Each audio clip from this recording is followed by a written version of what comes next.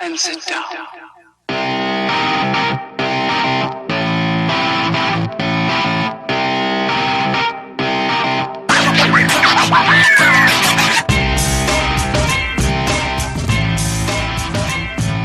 Hey everybody, welcome to the KF Podcast YouTube edition. This is your Zombieland Double Tap. Yep. Brock. Or two. Movie review. But you're cool if you call it Double Tap. Right. Like Justin was doing all night. Yeah, that's what it's called. Thank you for listening. If you just stumbled upon us, check us out at kfpodcast.com with links to all of our sites. Check us out on all social media sites at the KF Podcast. And please check out our Pop Culture Weekend Review on all your favorite audio podcasting apps. We're on iTunes, we're on SoundCloud, we're everywhere. Look at the KF Podcast out there, where we post stuff on every Friday morning. Yep. But today, it's me, Justin, Brock. Yep. We saw Zombieland 2. Double Tap. And I think we're going to skip non-spoiler, right? That's fine. This is a spoiler review. That's all this is. We're going right into the spoilers. Yeah, it's not like we're reviewing Endgame with no spoilers. Yeah. The day it came out. So, Justin, give us the spoilers. Bill Murray makes a great appearance. No, dumbhead. Do your spoiler line. That's what we're looking That's at. what people want. That's what people want to hear. Spoilers! Better. Now give spoilers. Go ahead. Go. Bill Murray has a great part in this movie, even though he was dead. Yeah, they kind of showed where that was like, you're starting right off with it, huh? Bill Murray's the last scene. That left a lasting impression. Yeah. So, all in all, what did you think of this movie? mid-credit scene. We didn't stay through all the credits, so I wonder if there was something at the end. What else could there be? I don't know. It'll be online this weekend if there is. So, let's have your review. I did not like this as much as the first one, but it was funny. It had a lot of good moments. It felt very similar to the first one. Yeah, it was kind of a copy of it. It was a little bit different, though. You know, they had a little bit more... Big ending with colorful light shows and... Yeah, I think they had a little bit bigger budget this time, maybe. all the zombies attack. You know, the new characters, there was a little bit of things that were overdone. There were some things that drug on a little bit. Yeah. Madison, at first I thought she was funny, and then it got a little old real quick. Yeah. And then I thought it was brilliant when I was like, wow, they're getting rid of her this early. I'm like, they've introduced her, they've made some conflict, now they're going to get rid of her and get back to the original team. And I thought that was great storytelling. And then because it was just kind of a tease. Yeah. And then she was back. Yeah, and then she comes back. But I love Rosario Dawson. I thought her character was great. She matches up with Woody Harrelson really well. She comes in and saves the day. Yeah. Because it was certain death. Yeah. What else? I don't want to take everything. Somebody else go. Go ahead, Brock. What'd you think about it? As somebody who just watched the first Zombieland a couple days ago, I don't know why this movie needed to be made. Like, I thought it was, they kind of told their story, and this was just kind of like, we just wanted to milk this for a little bit more. 10 years later is what it felt like to me. I thought there were a lot of funny parts in the movie that, I chuckled. There was a woman in the movie theater that laughed out loud like Tony Atlas at every little joke. Good old Tony Atlas. It's not that funny. But there were parts in it that made me laugh. I agree with you about the Madison character. Like, it was kind of funny at first, but then they just overdid it. It was just too much.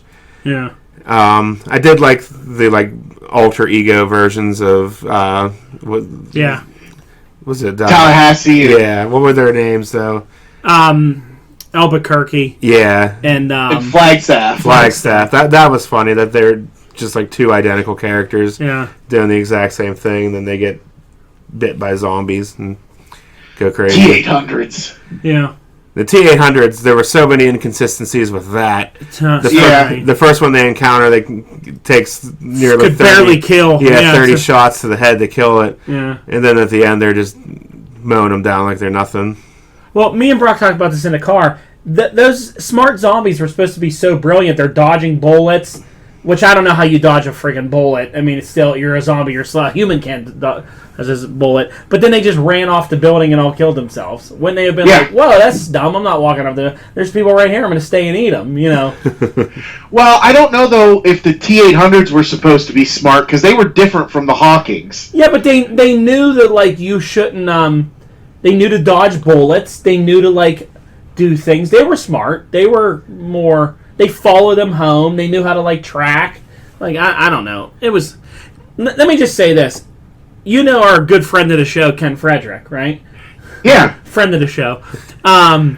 He told me when we first saw this trailer, they shouldn't have made they should have never made a sequel to this movie. And I was like, oh, come on. I kind of have to agree that he's right. I hate admitting when that idiot's right, but to me, he was right. Like, I really loved the first one a lot because I thought it was different and it was unique. Yeah. And it was different from other zombie movies you saw. And when I saw they were making a sequel, I was like, yeah, I want to see more. I love those characters.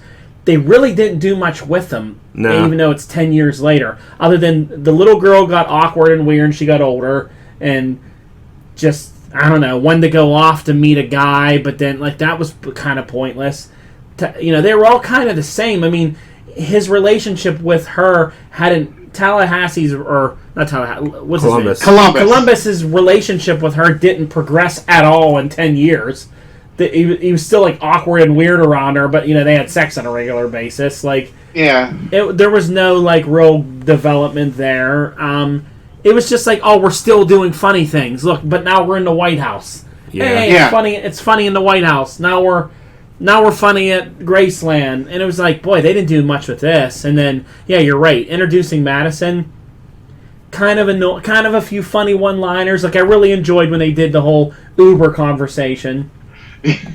Like, because Uber would have been around by now. So, like, those references were funny. But it was, like, too much of her. I mean, I don't know. Like, the hippie commune. Like, where did they gather that many hippies from? Like, they've only ever seen 6 people in the United States, but there's, like, 100 hippies there. Like, that didn't make any sense to me. That was just kind of, like, pretty dumb. And then, hey, we're going to do a big firework display, like when they turned on... There's always someone that makes a mistake. You turn on an amusement park, you turn on fireworks. Yeah. And it draws all the crazy zombies to the thing, My biggest aggravation about the whole thing was they introduced the cool ninja zombie at the beginning and never did another thing with it.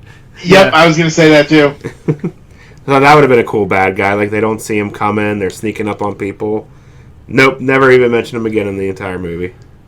It's weird that they went back to things like the 2 girls didn't want to be tied down by guys. They didn't trust men. They didn't trust anybody in the first movie. They stab them in the back 100 times because they, like, don't trust them. This movie, it's like 10 years later, they're all talking about how we're family. Then they screw the guys over again. Because they don't trust, they can't be tied down. And, like, what are you talking about? There's no humans left anywhere else. You're worried about commitment. That was just a stupid plot device. That was pretty there were a lot of things that didn't make a lot of sense in the story.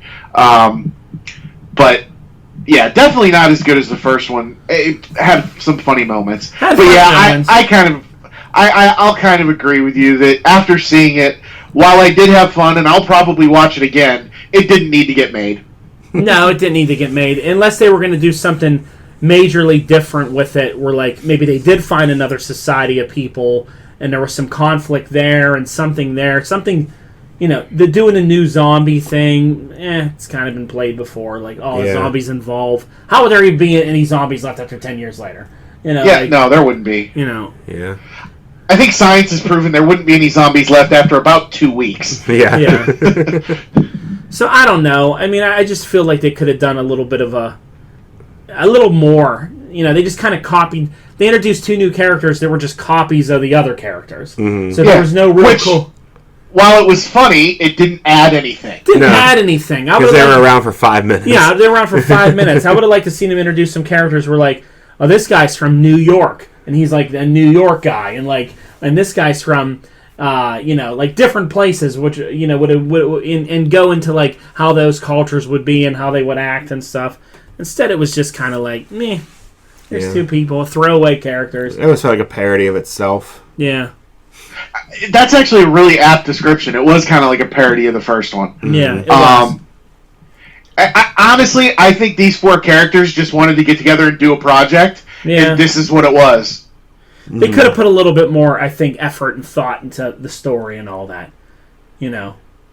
I mean, the commercials for it was from the director of Deadpool and the writer of Venom, and, well... Okay. Venom sucks. I don't really doesn't entice me. I could see why. Now this movie is, you have these relations to it. We did get about 37 trailers before this movie. Oh my god. Cinemark with the trailers. 25 minutes of 25 trailer. minutes, yeah. I mean, like, okay, I get it. New movies are coming out. Can we please move on? I mean, my god, that was ridiculous. The King's Man trailer does look pretty good, though. Yeah. I was most intrigued by Knives Out. Knives Out. Clue 2. Clue 2. Knives Out. So I think Clue with Captain America. I think this is pretty much it for this review. I think we should just rate it and put it to bed and then move on with our lives. So what you had a score. Go ahead. What's your score? What are you giving it? You're gonna laugh. I'm gonna give it a 3.5. 3.5 cheese wells. He loved it. Yep. God. I liked it. Brock? 2 nondescript baseball caps. Yeah, this gets 2 Dragon Balls for me, too. So, there you go. Zombieland. I enjoyed myself, but it's like, compared to the other stuff we've seen recently... Yeah. I'm just kind of like, move on with my life from it. Like you said, maybe it'll run in the background while I'm doing stuff around the house. But, I can't see me leaving it on for a long time and being like, oh, let me sit through this again. Okay. I'll watch the original. I'll just go watch the original again. Still good. But unlike people on the internet who cry, this didn't ruin the first one for me. No, it was definitely fine. not. I still go enjoy the first one. It didn't ruin my childhood. It's 2 different movies. 2 different movies. It didn't ruin the first one for me. So I'm still good. Thank you, America. I'm still a Star Wars fan. Still a Star Wars fan. There you go. All right, Justin, take us out. Like, share, subscribe, invite, tell your friends. Check us out on all our social medias at the KF Podcast and our website at kfpodcast.com. Later, everyone. Double tap.